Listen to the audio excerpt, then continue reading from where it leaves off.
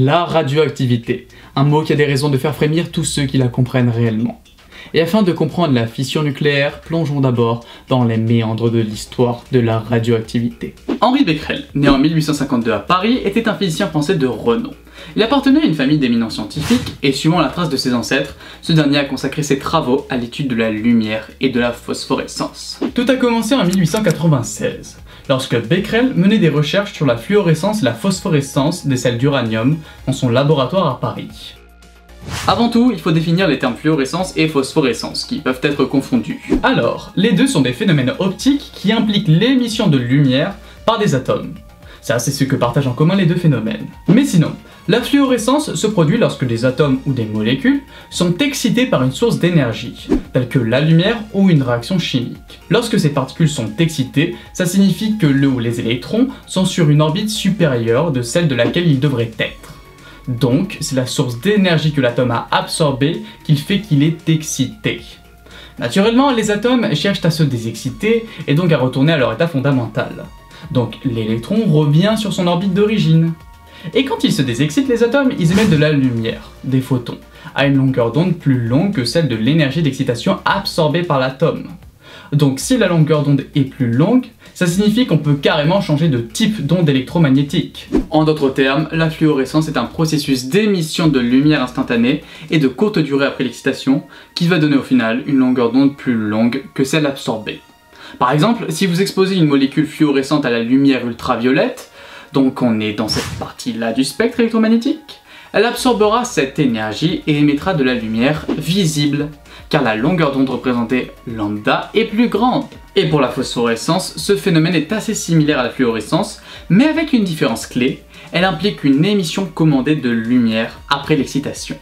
La question que vous posez donc est, mais qu'est-ce qu'une émission commandée de lumière après excitation? Alors, lorsqu'un atome ou une molécule est excité et qu'il revient à son état fondamental, une petite fraction des particules peuvent rester dans cet état pendant une période plus longue avant de retourner à l'état fondamental et d'émettre ainsi de la lumière. Par conséquent, la phosphorescence présente tout simplement un décalage temporel entre l'excitation et l'émission de lumière, et elle peut durer plus longtemps que la fluorescence. En résumé, la fluorescence implique une émission instantanée de lumière après l'excitation, tandis que la phosphorescence présente un décalage temporel et peut durer plus longtemps. Ces phénomènes résultent des transitions électroniques quantiques entre les niveaux d'énergie des atomes ou des molécules excitées. Après, il est évident que d'un point de vue visuel, la fluorescence et la phosphorescence peuvent être assez similaires. La différence réside simplement dans la durée du phénomène.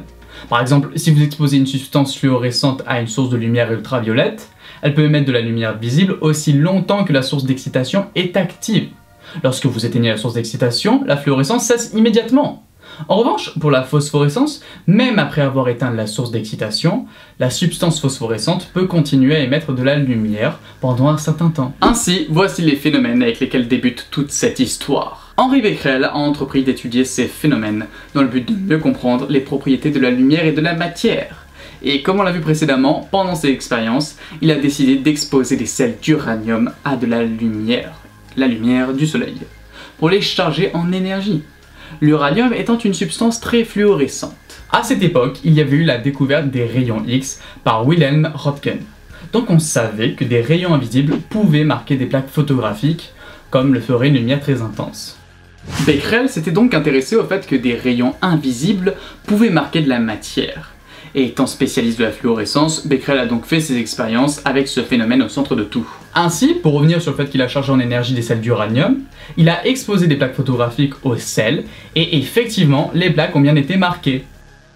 Pour se concentrer sur d'autres expériences, il a décidé de placer les sels d'uranium dans un tiroir pour les protéger de la lumière pendant qu'il travaillait sur d'autres expériences. Ce qui a fait que les sels n'étaient plus fluorescents. Et Becquerel avait placé à proximité des sels d'uranium des plaques photographiques. Et en les examinant, il avait pu constater qu'elles avaient été impressionnées.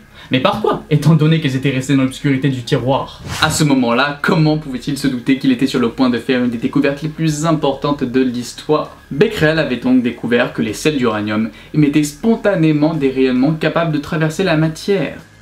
Cette découverte était révolutionnaire, car elle remettait en cause notre compréhension de la nature de la matière. Comment se fait-il que les sels d'uranium émettent ces rayonnements invisibles? En réalité, ces rayonnements émis par les sels d'uranium étaient des particules chargées, notamment des particules alpha et bêta, on reviendra sur ces dernières dans la deuxième partie, étant donné que le phénomène qu'est la radioactivité a pour résultat d'émettre 3 types de rayonnement, dont les 2 derniers que je viens de citer. Ainsi, Becquerel a découvert par accident une nouvelle branche de la physique, qui est la radioactivité. Lui qui vivait dans l'ombre de ses ancêtres a créé une ombre plus grande que ses prédécesseurs. La découverte de la radioactivité par Henri Becquerel en 1896 a ouvert la voie à une période passionnée de recherche scientifique, au cours de laquelle de nombreux scientifiques éminents ont participé à la compréhension de ce phénomène mystérieux. Parmi ces chercheurs, on retrouve le couple le plus célèbre de l'histoire des sciences, Marie et Pierre Curie, dont les travaux révolutionnaires ont jeté les bases de la physique nucléaire moderne. Marie Curie, née Maria Sklodowska, est née en Pologne en 1867 et a étudié les mathématiques et la physique à l'université de Varsovie. Elle a ensuite déménagé à Paris pour poursuivre ses études et a finalement obtenu son diplôme de physique en 1893. De l'autre côté, il y a Pierre Curie, né en 1859, un physicien français renommé. Les deux se rencontrent à l'université de Paris et tombent amoureux. Jusqu'ici, les travaux de Becquerel n'ont pas encore été très répandus dans le monde, contrairement aux rayons X de Röntgen. Cependant, Marie Curie, qui cherchait un sujet de thèse, tomba vite amoureuse, si je puis dire, de ces rayonnements invisibles, et en fit son sujet de doctorat. Le projet de Marie Curie était si incroyable que Pierre Curie, qui consacrait ses travaux au magnétisme, délaissa totalement ses projets au profit des recherches de sa femme. Ainsi commença le grand partenariat. Les Curie ont été les premiers à reconnaître que la radioactivité n'était pas seulement un phénomène propre à l'uranium, mais qu'elle pouvait également être révélée dans d'autres matériaux. Leur recherche a été pionnière dans le domaine de la radioactivité et ils ont rapidement réalisé que le rayonnement émis par les substances radioactives était le résultat de processus internes se produisant au niveau atomique. La question est donc en quoi consistait leur recherche. Leur première tâche consistait à extraire les substances radioactives présentes dans des minéraux. Ils ont principalement travaillé avec des minerais d'uranium, tels que la pêche blonde, qui est une roche contenant des quantités significatives de matière radioactive, et ils ont broyé et dissous les minéraux dans des acides. Puis ont utilisé des procédés de purification chimique pour isoler les éléments radioactifs. Bon, là je vous dis ça comme si ça avait été très simple, hein. Et là c'est tout le contraire. Leur travail sur la pêche blonde a duré plusieurs années.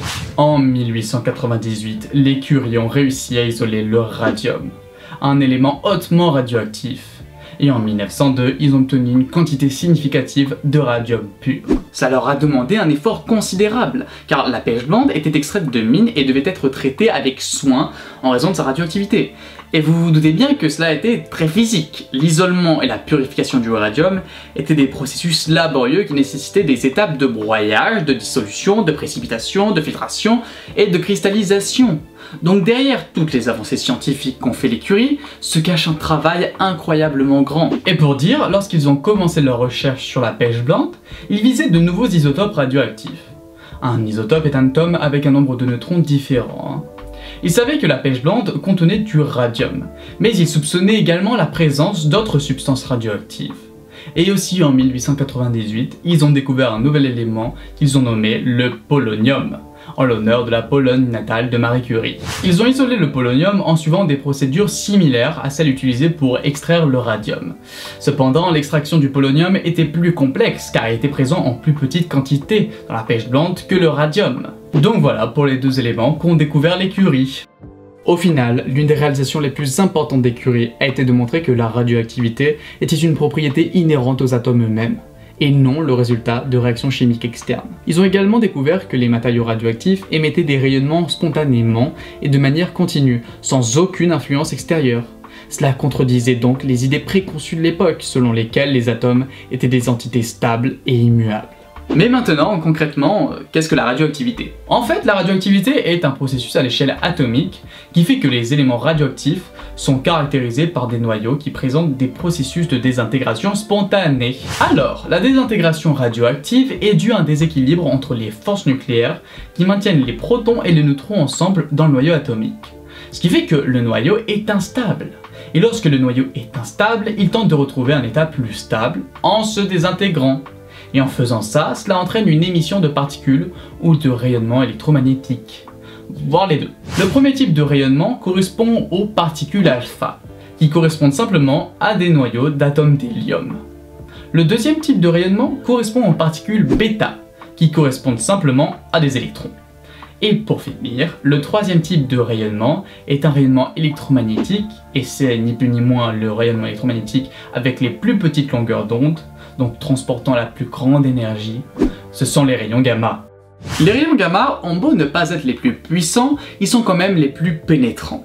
Ce n'est pas pour rien qu'actuellement, pour se protéger de ces rayonnements, on utilise des blocs de béton. Le rayonnement le plus chargé est le rayonnement alpha, mais le fait qu'il ait une charge importante fait qu'il interagit plus aisément, plus intensément avec les atomes environnants, ce qui fait que ça réduit leur pouvoir de pénétration et peuvent ainsi être arrêtés par une feuille de papier. Voilà pour ce qui est la radioactivité. Les travaux des Curie leur ont permis d'obtenir le prix Nobel de physique en 1903 aux côtés d'Henri Becquerel. Et en 1911, Marie Curie obtient le prix Nobel de chimie, sans son mari, étant donné que ce dernier est mort en 1906. Non pas à cause d'une surexposition en radiation, mais suite à un accident de la route. Il est passé sous les roues arrière d'un véhicule tiré par des chevaux. Apparemment, il est mort sur le coup. On l'espère. Ce qui fait que Marie Curie est non seulement la première femme récompensée par un prix Nobel, mais est en plus l'être qui a reçu le plus de prix Nobel. C'est à savoir 2. Marie Curie a ouvert la voie à de nombreuses autres femmes scientifiques et a brisé les barrières de genre dans le monde académique.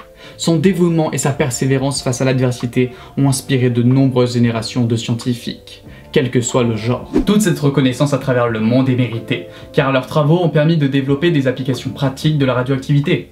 Par exemple, les propriétés émettrices de rayonnement du radium a été utilisée pour développer des techniques de radiographie, qui ont été utilisées pour diagnostiquer et traiter des maladies telles que le cancer. Les Curie ont aussi ouvert la voie à des domaines tels que la radiothérapie et la datation radiométrique.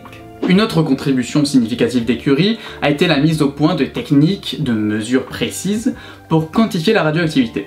Ils ont inventé un instrument appelé le becquerel, notez BQ, qui est l'unité de mesure officielle pour l'activité radioactive. Cela a permis aux chercheurs du monde entier de comparer et de partager leurs résultats de manière cohérente. Voilà l'essentiel à savoir sur les Curie, et en particulier sur Marie Curie.